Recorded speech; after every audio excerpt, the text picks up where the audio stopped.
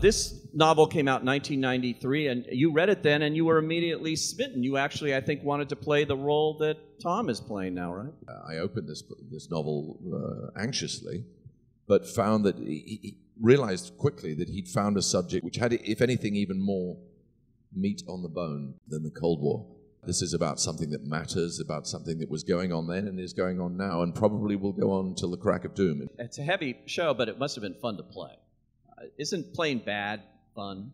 People assume that playing bad is fun because it's a departure from one's normal good behavior. But if you're as evil as I naturally am, it's not that much of a stretch. And it's a very tricky performance. I think there's all kinds of different guises that Jonathan Pine has. He's someone who has hidden behind the anonymity of uniform, the uniform of a night manager and the uniform of a soldier. He's someone who's accustomed to living within a system of rules with a skill set that includes diplomacy and elegance and charm and refinement, and everybody trusts him.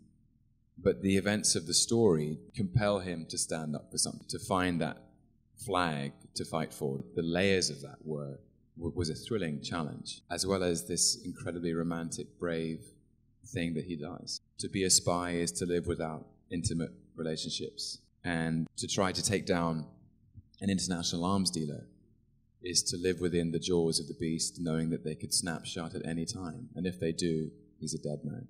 Freddie Hammett was just here.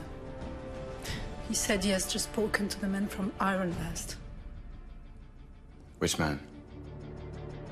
Richard Rupert, the worst man in the world. Now, Simon, your father wrote this. Does he like this adaptation? Is he happy with it? Yes, I think he's thrilled with it. It's quite a radical adaptation. It's He didn't write this himself, this television version, though. Yeah. No, that was written by the screenwriter David Farr.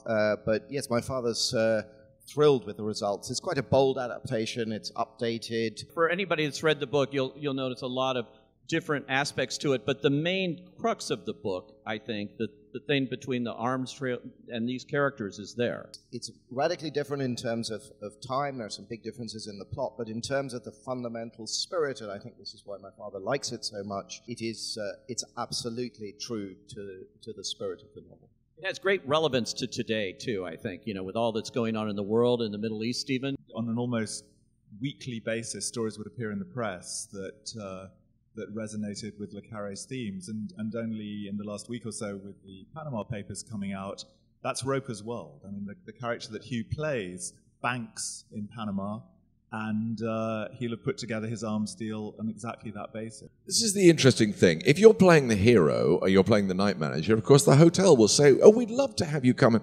If you're playing the worst man in the world, that's how he's described, you call someone up and you say, I'd like to base him on you, can we have lunch?